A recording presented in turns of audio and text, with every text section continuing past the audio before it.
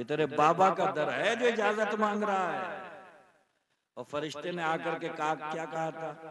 या रसूल अल्लाह, आप चाहें तो चलें और नहीं चाहें तो मेरी क्या मजाल है? सुभान अल्लाह, वो हैं हमारे रसूल।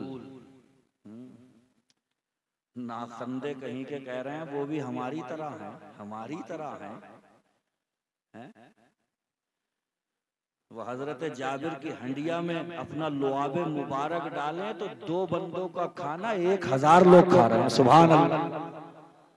और तुझे इतना ही शौक है अपनी तरह कहने का, तो अपनी बीवी के सामने अपनी हंडिया में तू थोड़ा सा थूक के देख। तेरी गंज साफ ना कर दी तेरी बीवी ने तब कहना इतने जूते मारेगी। जालिम, इतने मसाले डाले, इतनी देर से सिलेंडर फूंक रही हो, बन करके गोश्त तैयारी होने वाला था, तू मरने को भी रहा तो इसी में मरने को रहा, इसी में थूका तूने। आज देख तेरी दुर्गत कैसी बनाऊंगी मैं। तो इतने गंदे मुंह से कह रहा है कि वो भी हमारी तरह है, हमारी तरह है। अबे बेशऊरे, कम से कम तुझे सोचना चाहिए था वो मुस्तफा जाने रहमत है कि अगर वो दरख्त को इशारा कर देते हैं तो दरख्त अपनी जगह से जोर लगा करके उखड़ता है, मुस्तफा के कदमों में हाजिर हो जाता है। वो दरख्त को बुलाए तो दरख्त आ जाए। और इस भोंपू की बीवी अगर मैके जाके बैठ जाए तो 70 चक्कर लगा रहा, मगर वो कह रही है आए मत जाइए ना, फोड़ दूंगी तुझे कतई, मत जाइए। और कह रहे हमारी तरह है।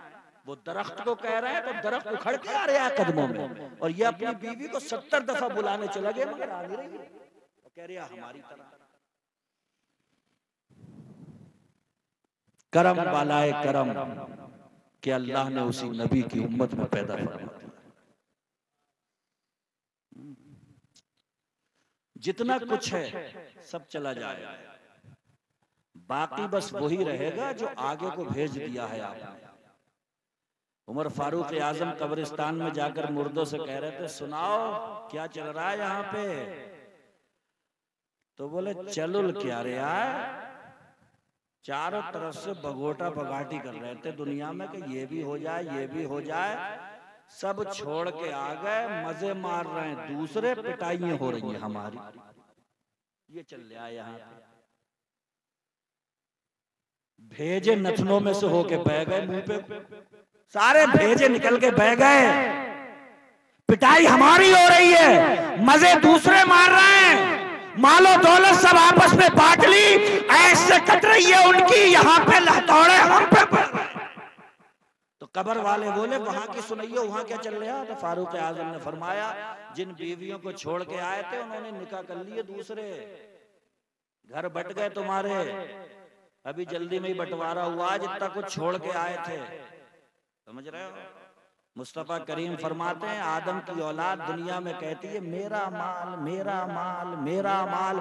हुजूर फरमाते हैं इंसान का माल वो है जो उसने खा लिया, जो पहन करके पुराना कर दिया, और एक हकीकी माल उसका वो है जो उसने अल्लाह के रास्ते में आगे भेज दिया है, जो अल्लाह के रास्ते में आगे भेजा है। खुदा की कसम वो माल उसे कब्र में भी आराम पहुंचाएगा, मैदान महशर की तपिश से भी बचाएगा, मुस्तफा की शफाअत का हकदार भी बनाएगा, और खुदा का करम हो गया तो जन्नत में मुस्तफा का पड़ोस भी अता फरमाएगा। मसलुल लज़ीना युनफ़िक़ूना अम्वालहुम फ़ी सबीलिल्लाह कमसल हब्बा। कुरान कहता है कि उन लोगों की मिसाल जो अपने माल अल्लाह के रास्ते में लुटा देते हैं, खर्च कर देते हैं, उनकी मिसाल एक दाने की तरह है। किसकी तरह? दाने।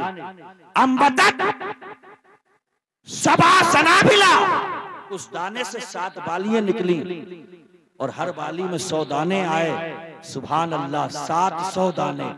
यानी कि कहने का मकसद ये है कि जो कुछ राहे खुदा में दे दोगे, नैया पार वही लगाने वाला है, जो आगे भेज दोगे काम वही आने वाला है।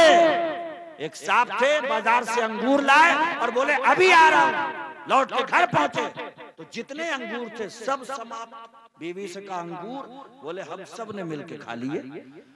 होश ठिकाने लग गए और बोले अरे जब मेरे ही लाए हुए अंगूर मेरे ही लिए जब एक दाना नहीं बचा तो ये मैं खामा खा के झमेलों में पड़ा हूं कि ये भी और इन सबके लिए छोड़ जाऊं। फौरन गए और जमीन का एक हिस्सा राह खुदा में पेश करके उसमें मस्जिद तामीर करवा दी। सदका जारिया हो गया। जब तक उस मस्जिद में सजदों की ताबानी मौजूद रहेगी, जब तक उस मस्जिद में नमाजियों के कदम पड़ते रहेंगे, इधर नमाजी नमाज पढ़ते रहेंगे, उधर कब्र में उसकी रूह को ठंडक पहुंचती रहेगी। जाएगा कुछ नहीं साथ में, ये खूब जहन में रखियो। एक बहुत अमीर कबीर आदमी मरने वाला था तो अपने बेटे से बोला, बेटे तुम्हारे लिए 2 खत छोड़ के जा रहे हैं हम। एक खत पढ़ लियो दफनाने से पहले और एक खत पढ़ लियो दफनाने के बाद। दफनाने से पहले खत पढ़ा तो उसमें लिखा था, बेटे ये हमारे पाँव में ये नए मोजे हमने अभी डाले थे और ये पहने हुए ही हैं हम, हमारी ख्वाहिश है कि इन मोजों के साथ में हमें दफन करवा दियो। अब्बा खत्म हो गए, लड़का सामने आया, मौलवियों से कहने लगा अब्बा की ख्वाहिश थी कि इन्हीं मोजों में उन्हें दफन कर दिया जाए। तो सारे मौलाना एक जबान में होकर के बोले कि शरीयत का मसला है भाई, ये हम करने नहीं देंगे। वहां पर सिर्फ ये कपड़े हैं जिसे कफन कहा जाता है, बाकी कोई चीज नहीं जाएगी। मोजा भी नहीं जाएगा, मोजा भी नहीं ले जा सकता। जाकर के दफन कर दिया और बाद में बेटे को ख्याल आया कि बाप ने खत छोड़ा था कि एक खत मुझे दफनाने के बाद में पढ़ना। खत खोला तो उसमें लिखा था, बेटा तू समझ तो गया ही होगा कि कितना अमीर कबीर आदमी था मैं, लेकिन दुनिया से 2 मोजे भी नहीं ले जा सका। इसलिए जहन में रखना, मैं अपने पीछे जो संपत्ति, जो जायदाद, जो दौलत, जो सब छोड़ के जा रहा हूँ, तू भी एक मोजा नहीं ले जा सकता है। इसलिए याद रखना कि जितना तू राहे खुदा में आगे भेज देगा वही तेरे काम आने वाला है। जो बाकी पीछे छोड़ के जाएगा उस सब का तू हिसाब देने वाला है। समझ में? आज इंसान को देखो, राह खुदा में देने के नाम से जेबे हिला रहे हैं मस्जिदों में। जेबे ऐसे करके हाथ मार के, सिक्का है अगर टनटना गया तो वो डाल दिया।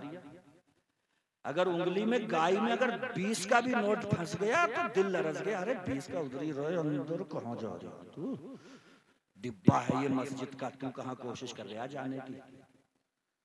घुसेड़ दिया उसे जेब में, 20 पे कर रहा गया।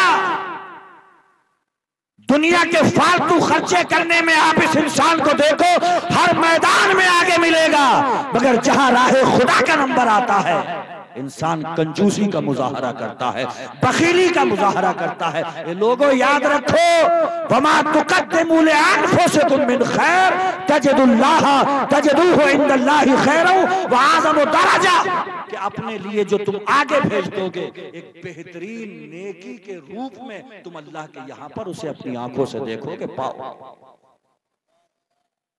ये सब चीजें काम आएंगी। ये मुफ्ती साहब आपको बताते रहते होंगे कि इंसान के मरने के बाद में उसे किस किस चीजों की जरूरत पेश आती है। कुरान में अल्लाह फरमाता है, मा इंदकुम यनफदु व मा इंदल्लाहि बाक़, जो तुम्हारे पास है खत्म हो जाएगा, जो अल्लाह के पास भेज दिया है बाक़, वो बाकी रहने वाला है, वो खत्म नहीं होगा, वो बाकी है, वो वहां देखने को मिलेगा और इंशाअल्लाह उसे देखकर मसरत हासिल होगी, खुशी हासिल होगी। मरना किसको नहीं है? बड़े बड़े लोग मर गए, बड़े बड़े बलवान पहलवान मर गए, सब जा ही रहे हैं दुनिया से। मरना सबको है, जाना भी सबको है, कब्रिस्तान के छोटे सी कोठरी में समाना भी सबको है, लेकिन इसको याद रखेगा जो, तो वो इंशाअल्लाह दुनिया में देखेगा कि बहुत सारी बुरी चीजों से बाज रहेगा और उसको हमेशा आखिरत की याद रहेगी। अरे कितने दिनों के झमेले हैं यार, और ये तो आप दुनिया में भी देख रहे हो।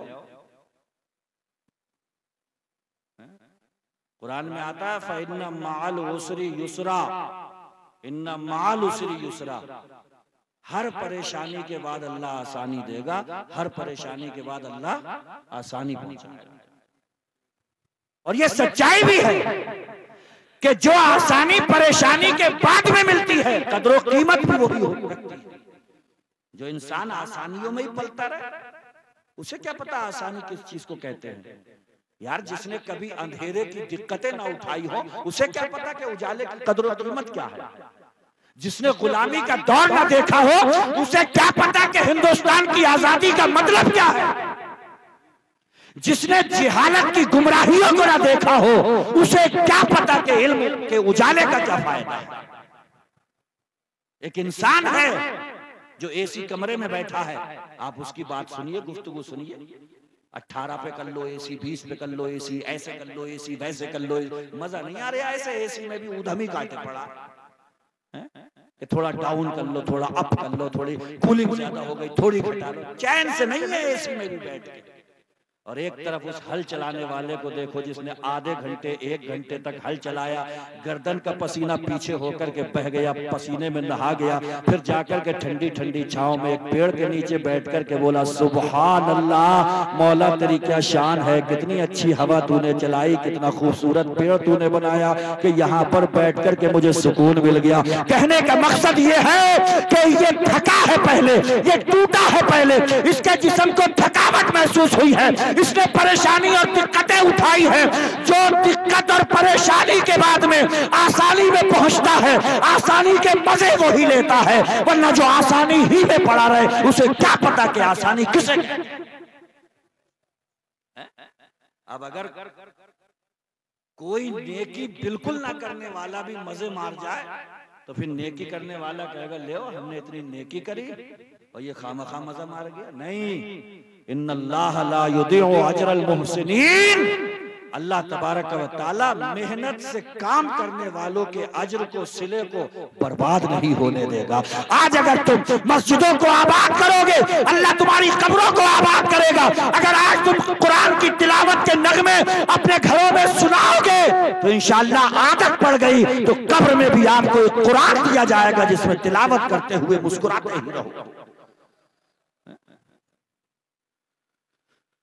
जो तुम्हारे पास है वो खत्म होगा और जो अल्लाह के पास भेज दिया वो बाकी रहे। सब उसके पास जमा हो रहा है, सब उसके पास जमा हो रहा है। दुनिया में कौन ऐसा है जो किसी चीज को महबूब नहीं बनाता है। औलाद महबूब है, माल महबूब है, जाहो मनसब महबूब है, अपनी कुर्सी महबूब है, लेकिन इन सारे महबूबों पे एक नजर डालो कि जिस दिन आखिरी दिन आया, कब्रिस्तान में पहुंचे, कब्र में समाए, जितने महबूब बनाए थे सब उल्टे कदम वापस आ गए, सब उल्टे कदम लौटाए। औलाद लौटाई, अजीजो अकारिब लौटाए, माँ बाप लौटाए, रिश्तेदार लौटाए, सबके सब उल्टे कदम। ऐ काश नेकियों को अपना महबूब बनाया होता, ऐ काश नमाजों को अपना महबूब बनाया होता, ऐ काश आमाले हसना को अपना महबूब बनाया होता। महबूब बनाना है तो ऐसा महबूब मत बनाओ जो कब्र की दहलीज से साथ छोड़ जाए। महबूब बनाना है तो ऐसी चीज को महबूब बनाओ जो कब्र में भी साथ रहे। पुल सिरात से गुजरो तो पुल सिरात पे भी साथ रहे, मीजान पे नेकियां तुलने लगे तब भी वो महबूब साथ रहे, तुम जन्नत में जाओ तब भी वो महबूब तुम्हारा साथ में रहे।